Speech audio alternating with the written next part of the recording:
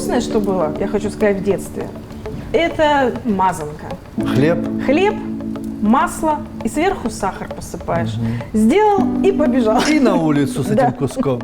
У меня была мечта расписывать шкатулки, ну что-то такое. Я очень люблю какие-то миниатюрные вещи, они мне очень хорошо удавались. Любую работу можно раскритиковать, а какую-то работу можно возвысить до шедевра практически. Но все равно существует как бы подлинное искусство, как я говорю, да, и тут уже не обманешь ни искусствоведа, ни зрителя. Когда наши коллеги заканчивают экскурсию, им аплодируют. Зритель мой, здравствуй. Сегодня о самом главном и интересном, о человеческой жизни. Мы поговорим с директором Приморской государственной картинной галереи Аленой Доценко. Алена Алексеевна, здравствуйте. Здравствуйте. А почему Алена, а не Елена, более распространенное имя? Ну, как мне сказали родители, когда я родилась, это были 70-е годы, то было очень популярно имя Аленка, Аленка. И я помню, очень ревностно всегда относилась, когда, ну вот говорили Алена, Лена. И Пытались кто-то Леной назвать. Да, в детском саду, например, Лена. Я говорила, я не Лена, я Алена. Но мне очень нравится мое имя. Нравится? Всегда Да. с ним органично жили? Всегда. У меня не было никаких проблем к моему имени. Наоборот, мне нравилось. Тем более оно многих ассоциировалось. Ну и со сказкой, и, конечно, со знаменитой шоколадкой. Доценко Алена Алексеевна родилась в 1975 году во Владивостоке. В 1992-1996 годах прошла обучение во Владивостокском художественном училище, получила специальность художника-дизайнера. С 1999 года младший научный сотрудник научно-просветительского отдела Приморской картинной галереи. В 2003 году с отличием окончила Санкт-Петербургский государственный академический институт живописи, скульптуры и архитектуры имени Репина. С 2013 года директор Приморской картинной галереи. Около 20 лет преподает историю отечественного искусства и культуры в Дальневосточном государственном институте искусств. Член президиума ИКОМ России, Международного совета музеев, член Ассоциации искусствоведов и член Союза художников России. С 2022 года эксперт по культурным ценностям Министерства культуры Российской Федерации по специализации графика и оригинальные графические печатные формы XIX-XXI веков. Автор более 20 научных статей в российских журналах и научных сборниках. Автор-составитель ряда научных каталогов и каталогов к групповым и персональным выставкам приморских, российских и зарубежных художников. Замужем, в семье 3 дочерей. А девочка Аленка какая была в детстве? Да вы знаете, я была вообще-то спокойная, мне кажется. Меня воспитывала бабушка долгое время, родители работали, собственно, не было своего жилья, квартиры у родителей. И поэтому я до 5 лет жила у бабушки в деревне. И мне было очень хорошо, и я называла дедушку папой, бабушку мамой. Вот так. Дошло до этого, да. Мама приезжала ко мне в гости, плакала, потому что я ее воспринимала как тетю. Гость как гостья. Да, и называла это тетя. Мне ставили фотографию. Вы знаете, бабушка, это, наверное, был единственный человек, с кем я могла поделиться всеми своими переживаниями, даже в юношеском возрасте. И при этом она так аккуратно могла вывести тебя на разговор очень незаметно. При этом в быту мы занимались какими-то делами, что-то делали по хозяйству, либо были с ней на огороде.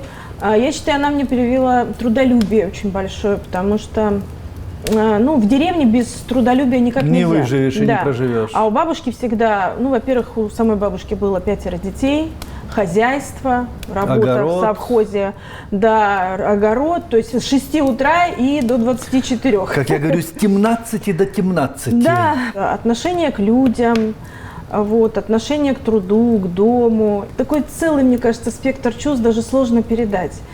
Поэтому для меня она всегда была очень близким, родным человеком. Я часто проводила свои каникулы не в детском лагере пионерском, как многие, а в деревне.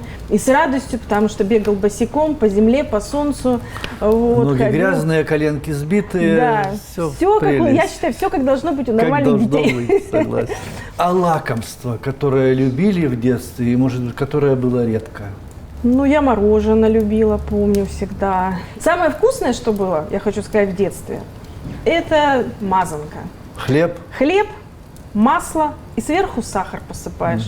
Сделал и побежал. И на улицу с Да. этим куском, конечно. Вот это было самое вкусное, и я признаюсь, я иногда и сейчас так делаю. А почему вы выбираете такую редкую, я бы сказал, даже штучную профессию искусствоведа? Я не знала, что я буду искусствоведом. Я вообще просто всегда очень любила рисовать. Я пошла в школу общеобразовательную и очень хотела попасть в художественную школу.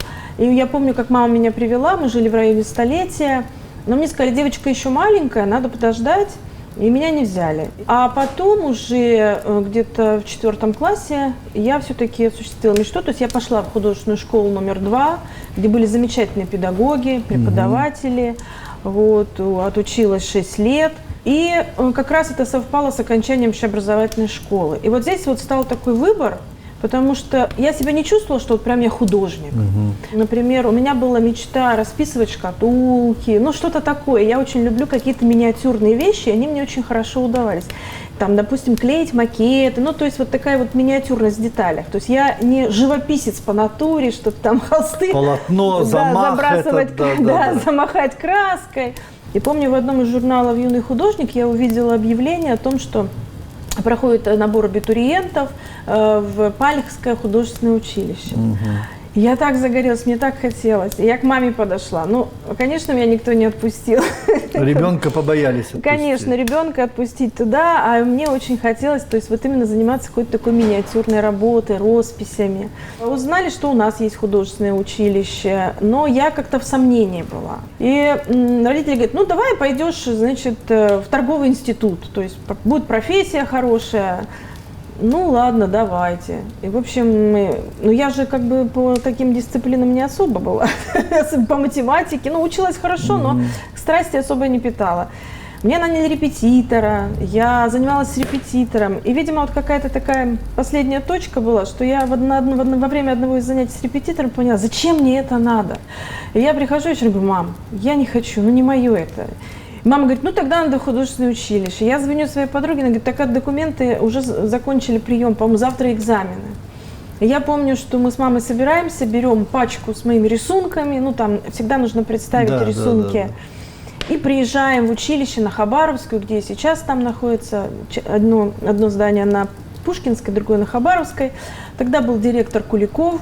Я говорю, вот я хочу, он говорит, ну так документы уже, я говорю, ну может вы посмотрите как-то, мама попросила, он посмотрел, ладно, говорит, давай, иди на экзамен, а потом донесешь документы. И я сразу пошла на экзамен, я помню. Рисунок был, живопись, композиция, и я поступила в художественное училище. В художественном училище я поступила на дизайнерское отделение, и мне это было очень близко, мне это очень нравилось. Оно совпадало и с макетированием, и с оформлением, то есть со всеми оформительскими работами, которые приходится заниматься дизайнеру. А где-то уже на 4 курсе училища, ну, во-первых, у нас все 4 года преподавалась дисциплина истории искусств. И история искусств мне всегда очень нравилась. И вела у нас ее замечательный педагог, Ольга Петровна Сидорова. Мне так нравилось всегда слушать ее лекции, смотреть вот эти все работы, которые она показывала, что я подумала, я бы тоже хотела этим заниматься. И я у нее тогда узнала, она говорит, я, Алена, заканчивала Санкт-Петербургский институт живописи и скульптуры имени Репина, искусствоведческое отделение. И я подумала, что я тоже хочу поступить туда. И, собственно, вот это определило, но и после училища я пошла работать сразу, я пришла в картинную галерею, потому что... В качестве кого? Младший научный сотрудник. И при поступлении просто давалось преимущество тем, кто уже работает. На заочном отделении института давалась возможность, ну, получить баллы. Хотя я хорошо сдала экзамены, но это тоже было в плюс. И я совсем не жалею, потому что это идеальное было сочетание, тем более, когда человек хочет учиться этому. А я со страстью погружалась во все, и в работы, и в те материалы, которые необходимо было освоить при сдаче. Поэтому мне очень нравилось. И как-то это сочеталось с моей профессиональной работой, то есть я была также погружена в контекст, коллеги... Все органично получилось. Да, коллеги помогали, подсказывали, рассказывали. И я какие-то вещи, когда говорила, допустим, будучи в институте, мне говорили, о, здорово, ничего себе, потому что те, кто без какой-то такой практики, им было сложнее. Без фундамента, без базы им было сложнее. Да. А сколько искусствоведов сегодня в Приморском крае профессиональных? Немного. Ну, есть... на пальцах 2 рук посчитаем. Или Ну, не я хватит? думаю, что вот десяток точно наберется. Десяток точно, Десяток да? наберется, да. Но это все равно мало, я считаю. К тому количеству художников, которые у нас есть профессиональных, например, сегодня Союз насчитывает более 120 членов. Я считаю, это маленькое количество, потому что искусствоведы помогают развиваться и художникам, и вообще художественной среде, тому, как происходят эти художественные процессы. То есть, может быть, кто-то недооценивает, но это очень важная вещь. То есть искусствоведы – это же не только работа в музее, да? Это еще и работа с художниками. очень Ну, важная. часто артисты не любят критиков, художники недолюбливают искусствоведов, одно с другим соседствует. Согласны? Ну, есть такое, конечно, но с другой стороны, искусствоведы зачастую ведут художника, потому что не каждый художник может рассказать о себе, показать себя, да. Все публикации, которые делают, это же делают искусствоведы, вот, и они иногда так Это как раскрывают хороший художника. редактор журналистики, который тебя ведет. Да, конечно, вот. И потом очень важно, когда искусствовед через свое слово открывает зрителю значимость вот именно этого художника, чем он уникален, какие у него вещи. Вот. И на самом деле зритель, когда прочитывает аннотации там, каталогом, они говорят: ой, слушайте, как здорово, вы так хорошо сказали о нем. А я вот все думал, что это. Вы так сформулировали, я теперь понял, вот что главное. То есть на самом деле это очень большое дело, которое делает искусствовед. Но ваша профессия вкусовая. Вот один так видит, а второй так. И ничего с этим не сделаешь. Это безусловно. Это безусловно, потому что я считаю, что любую работу можно раскритиковать, какую-то работу можно возвысить до шедевра практически.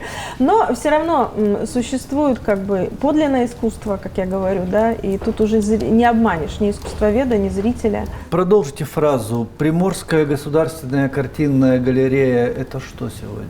Почему-то первое слово у меня – это дом. Это дом. Ну, наверное, это мое личное ощущение. Вообще, это дом, я думаю, дом искусства такой большой, да, где можно отдохнуть душой, где можно встретиться с прошлым, где можно получить впечатления, эмоции, потому что все, что представлено сегодня в картинной галерее, это, конечно, подлинное произведение. Это самое важное. Я всегда на этом делаю акцент, потому что, ну вот появились там в последнее время масса и выставок, там копий разных, да, каких-то интерактивных этих проектов. Это все может быть, но это не дает того ощущения, которое ты испытываешь от работы там Ван Гога или Кандинского или Репина, да, в том именно варианте, как ее написал художник, да, когда у тебя непосредственно, как я говорю, дышит этот холст. Итальянские коллеги, они сделали такой эксперимент, они спрятали камеру, то есть ее не видели посетители, и висела работа Боттичелли, насколько я помню. И люди приходили в музей, каждый с разным настроением. Кто-то грустный, кто-то печальный, кто-то немножечко нервный, вот, кто-то наоборот веселый и спокойный. И вот как менялось выражение лица человека. Оно меняется от того, что он созерцает, он видит это прекрасное. Но я не говорю, что работы должны быть только прекрасными. Задача художника отражать какие-то болевые моменты, ну, в частности, та же Герника Пикассо, да. То есть это вещь, разрывающая как бы душу, это война, она разрывала его изнутри. И как художник, ну как он мог это? Он показал это своими работами. Молодежь очень часто работает в этом направлении, и мне нравится, потому что вот через искусство они открывают те проблемы, которые их волнуют. Вы сотрудничаете там условно с нашими первыми музеями страны, Эрмитаж, Русский музей, обмениваетесь там? Конечно. Конечно, мы обмениваемся, мы многому учимся у коллег. Вообще политика в отношении вот такого музейного взаимодействия внутри страны, она очень поменялась. Допустим, за мои 25 лет работы в галерее были выставки там, из Третьяковской галереи, из Эрмитажа. Когда-то коллеги говорят, там, на 20-летие галереи, по-моему, привозили около 10 вещей из Третьяковки. Но это такие были точечные. Сегодня мы практически ежегодно даем возможность зрителю увидеть совершенно уникальные выставки. Потом с Государственным Эрмитажем у нас подписано соглашение о создании центра Эрмитаж Владивосток. И мы очень рады этому, потому что коллеги, во-первых, очень поддерживают нас, во-вторых, это большая помощь во многих направлениях, потому что Эрмитаж, ну, я считаю, это вообще такой ведущий музей нашей страны. Вот. Эрмитаж – это империя, как мы говорим, да.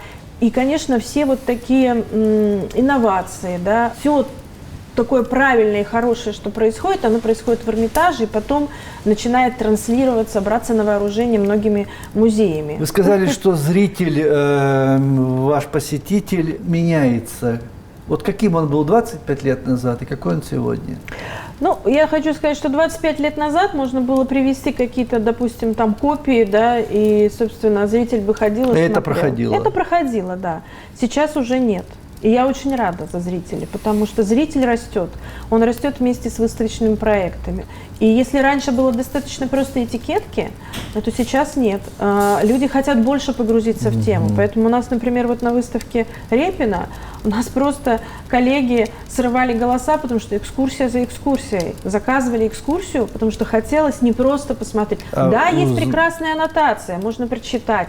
Есть каталог выставки, который можно купить, и там, в принципе, в каждой работе есть Но описание. никто не заменит живое общение. Конечно, потому что когда рассказывает специалист, который вплетает в художественную ткань развития до творчества личностные какие-то моменты, горести, падения, душу взлеты, свою, да, в конце то все это концов. вместе, да, вот раз что, потому что я очень часто слышу, ну, у нас административный корпус соседствует с выставочным залом, и когда наши коллеги заканчивают экскурсию, им аплодируют. Это, наверное, ну, как у актера, который выходит на сцену, и вот он получает, понимает, что ради сегодня этого мига он живет, Да. умирает и жизнь кладет во вот. многом. И поэтому коллеги тоже. И когда им аплодируют, я понимаю, что вот оно. И при этом еще у нас есть, например, записываются на экскурсии, говорят, а можно мне вот, пожалуйста, чтобы вот этот был?